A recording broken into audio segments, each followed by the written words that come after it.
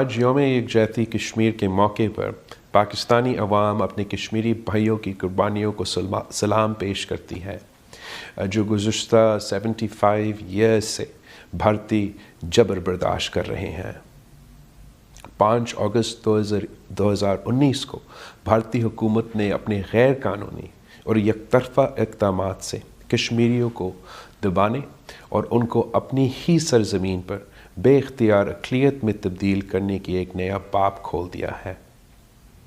بھارت کو مقبوضہ کشمیر میں انسانی حقوق کی سنگین خلاف ورزیوں کو فوری طور پر بند کرنا چاہیے اور 5 اگست 2019 کے غیر قانونی اقدامات کو واپس لینا چاہیے۔ کشمیری عوام کو دبانے کے لیے لاگو کیے گئے تمام ظالمانہ قوانین کو واپس کرنا چاہیے۔ بھارت کو جموں و کشمیر کے حوالے سے اقوام متحدہ کی سلامتی کونسل کی متعلق قراردادوں پر عمل درآمد کرنا چاہیے۔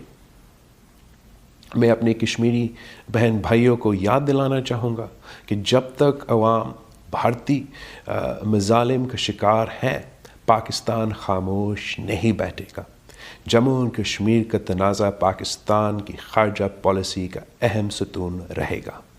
کشمیری عوام کو اقوام متحدہ کی سلامتی کونسل کی قراردادوں کے مطابق رائٹ ٹو سیلف ڈٹرمنیشن کا حق ہے اور ہم ان کو اخلاقی، سفارتی اور سیاسی حمایت جاری رکھیں گے۔